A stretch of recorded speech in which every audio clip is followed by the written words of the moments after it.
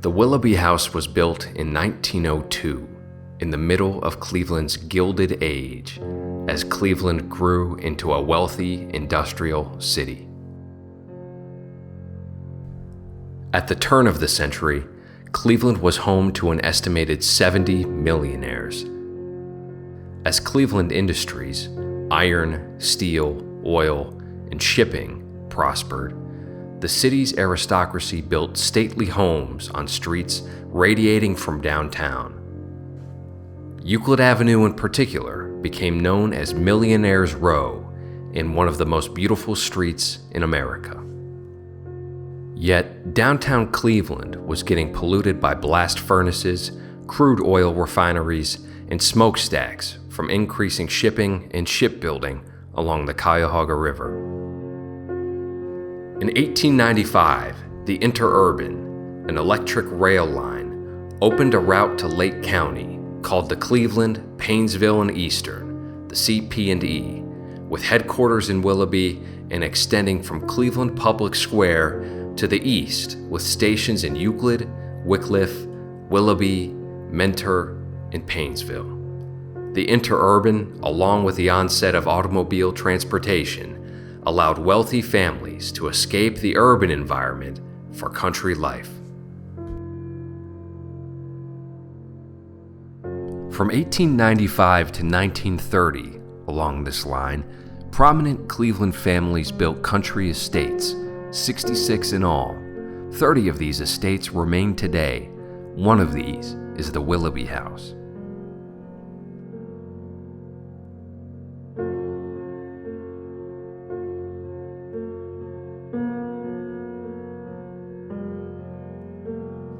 The Willoughby House was built for Julia French Boyce in 1902. Julia and her husband, Joseph H. Boyce, had resided on Erie Street in Willoughby, in the home that is now part of Sheraton Furniture.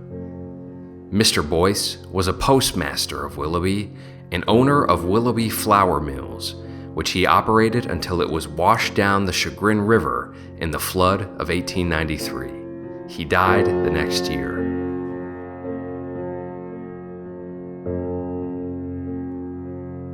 There is speculation about the architect of the Willoughby House, and unfortunately, no original architectural drawings with the architect's imprint have been found.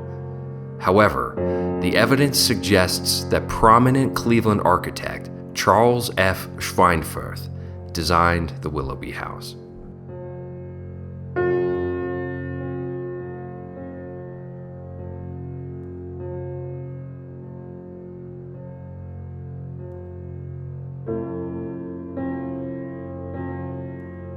Julia French Boyce was the twin sister of Julius E. French, a prominent and wealthy businessman of Cleveland. Julius had a Euclid Avenue home, designed by Schweinfurth, and he built his own country estate, Nutwood Farm, also designed by Schweinfurth, along the Interurban in Wickliffe, but now demolished.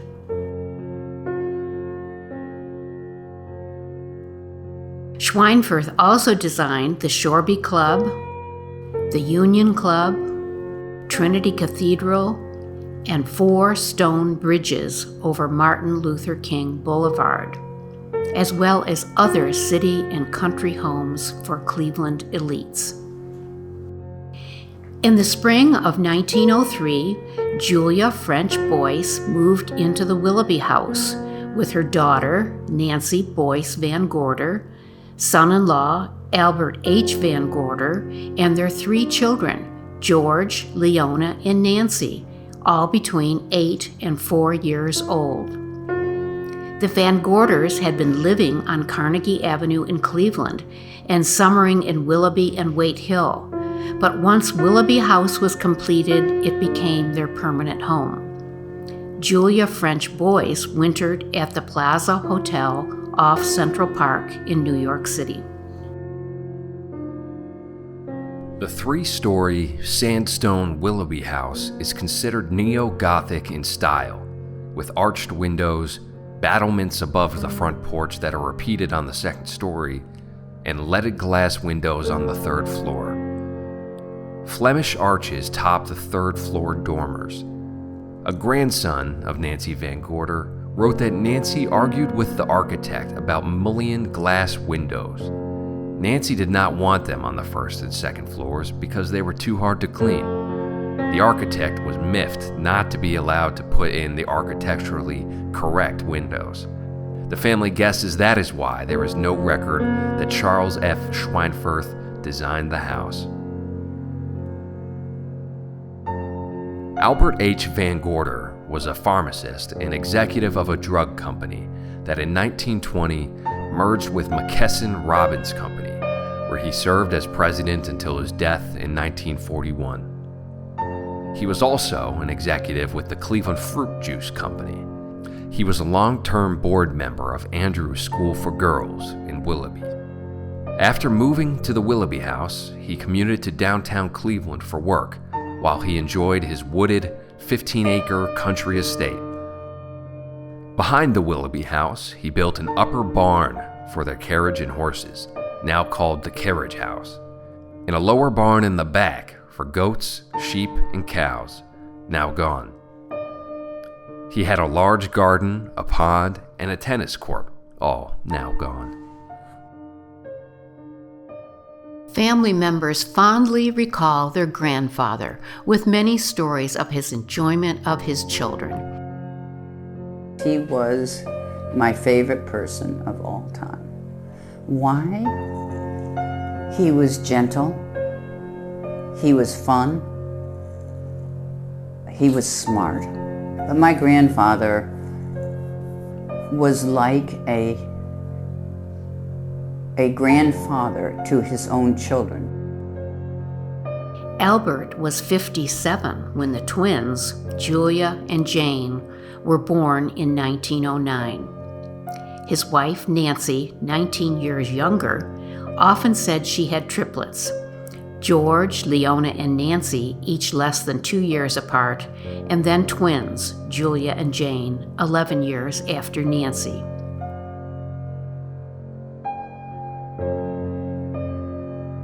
Albert said that since he probably would not live to see his grandchildren, he would act more like a grandfather than a father.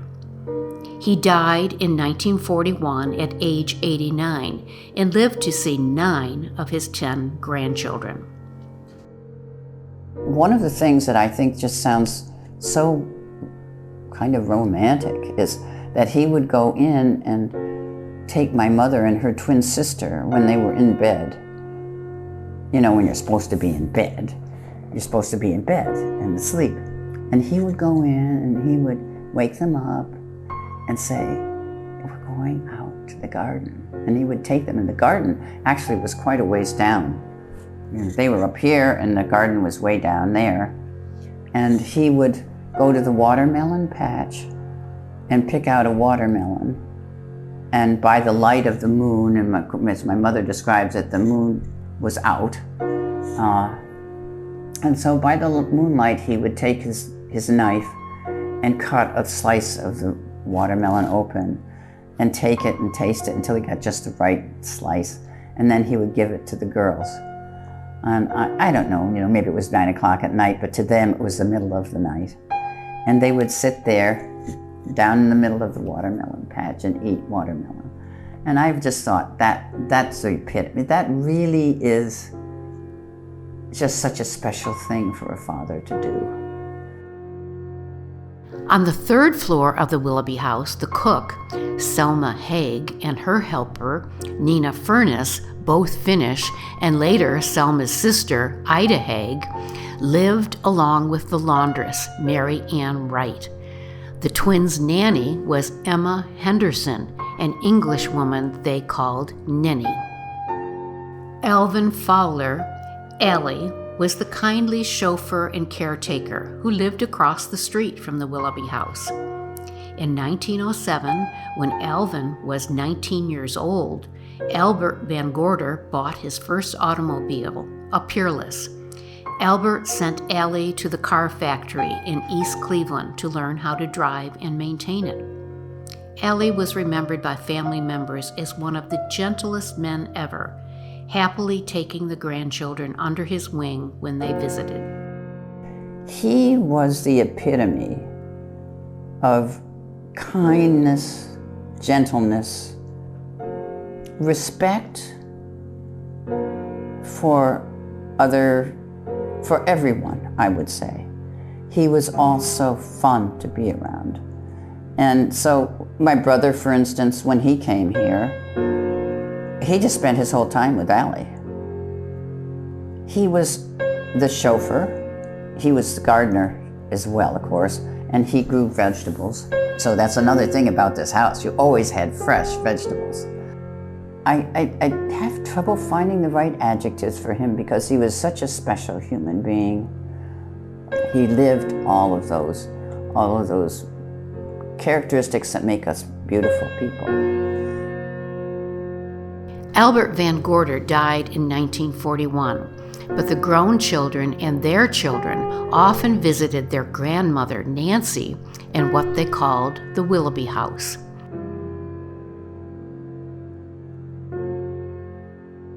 These grandchildren tell stories of arriving at the Willoughby house and immediately going to the basement or outside to find Allie, who would involve them in whatever he was doing, whether tending the garden or fixing the car, or he would push them on the swing in the backyard.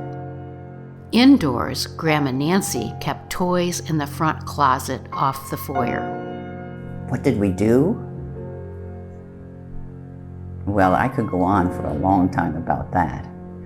Some of us have said that this house was built for children, for children's entertainment, because there was so much for us to do. I think that applied to everything, the physical space, the largeness of the place, and the people that were here. Willoughby neighbors recall good stories from this cherished Willoughby site. As kids, they sled rode on the hills in front and ice skated and played hockey on the pond in back.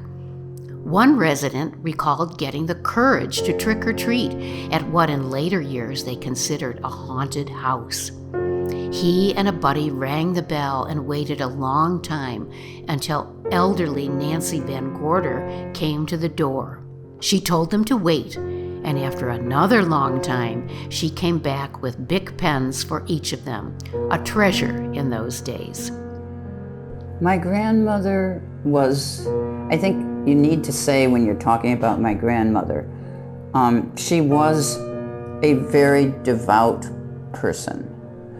She, however, had a twinkle in her eye all the time and a smile on her face most of the time, but boy, she spoke, you listened, because she had an authority that was just very, very much a part of her personality. She was a very warm person as well, and people sensed that warmth and that acceptance that she had of everybody. And this was, after all, a family place, and on Sundays and on holidays, this was the gathering place. And this is where we played baseball in the backyard and played croquet in the backyard, and everybody entered into it. And so there was a lot of intermingling and a lot of good feeling. And as my mother wrote several things about her growing up here. And she said, and not everybody can say this, that her memory of being here was glowing and that it was full of love.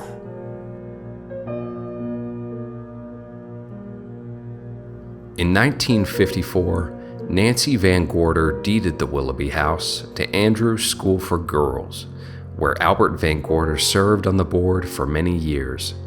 The first floor became Andrews' Infirmary and Health Center, while the second and third floors were converted to faculty and staff apartments. After Nancy's death in 1959, the Andrews School acquired the entire property.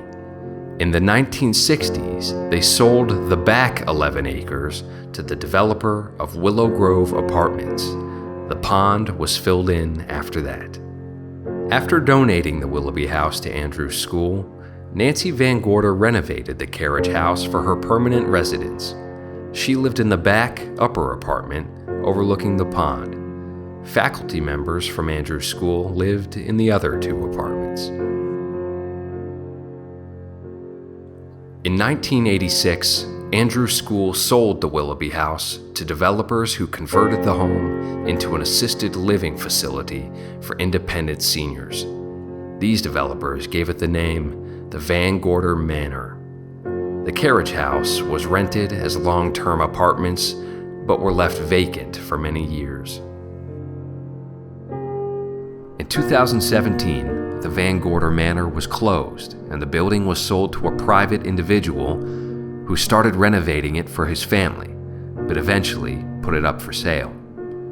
In June 2022, brothers Mike and Paul Neundorfer bought the Willoughby house and began restoring it as a future restaurant, Julia's 1902, on the first floor, with chef Jose Coronado, formerly of Felice Urban Cafe in Cleveland, as executive chef. On the second and third floors, there will be 7 elegant, unique suites as part of the Willoughby House Inn. The carriage house has been restored as 3 2-bedroom suites with event space. In July 2023, the Willoughby House was listed on the National Register of Historic Places, a designation well-deserved and celebrated.